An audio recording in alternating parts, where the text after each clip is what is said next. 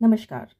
Back to books with Shivani Khare के इस shorts में मैं आपको अपने प्रिय अदाकार गुरुदत्त की 100वीं सालगिरह के अवसर पर उनकी किताब गुरुदत्त एक अधूरी दास्तान से कुछ अंश पढ़ के सुना रही हूँ। यह यासिर उस्मान जी की लिखी हुई है और महेंद्र नारायण सिंह यादव की अनुदित है।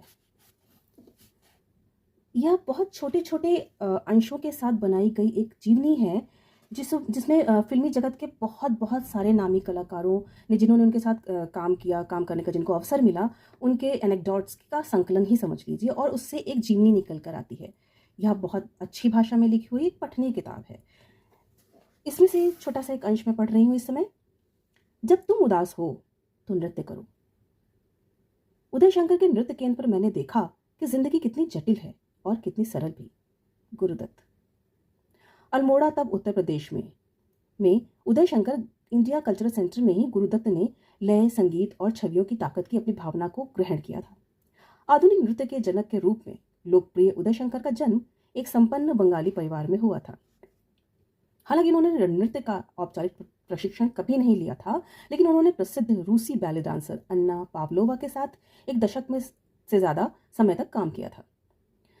1938 में उदय शंकर ने भारत को अपना ठिकाना बनाने का फैसला किया और अल्मोड़ा से 3 किलोमीटर दूर सिमटोला में Uday Shankar India cultural centre की स्थापना की। 1941 के आखिर में 16 वर्ष की उम्र में गुरुदत्त इस केंद्र में आ गए थे। वे जल्द ही उदय शंकर के पसंदीदा छात्रों में शामिल हो गए। वे सबसे छोटे थे और सबसे अच्छे दिखने वाले छात्र थे, जिसके पास एकदम काले बाल, शांत चेहरा और मासूमियत थी जिसे भूल पाना मुश्किल था। वे जानते थे कि कैमरे का इस्तेमाल कैसे किया जाता है और इसलिए उदय शंकर ने उन्हें केंद्र में फोटो खींचने के लिए अपना कैमरा दे दिया था। गुरुदत्त को वहां अपने घर जैसा सहज महसूस होता था। बाद में उन्होंने कहा था, मैं साधारण चीजों से प्रभावित हो जाता था। मैंने देखा कि जीवन कितना जटिल है और कितना सरल भी।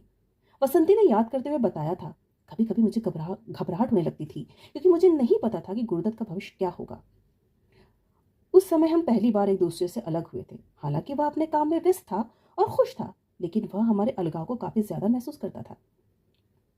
नृत्य केंद्र में न केवल नर्तक नर्तकियां तैयार करने पर बल्कि हरफन मोला कलाकार तैयार करने पर ध्यान केंद्रित किया जाता था। वह केंद्र एक विशाल धर्म संप्रदाय की तरह था जिसमें छात्र छात्राओं को सख्त अनुशासन कायम रखना पड़ता था।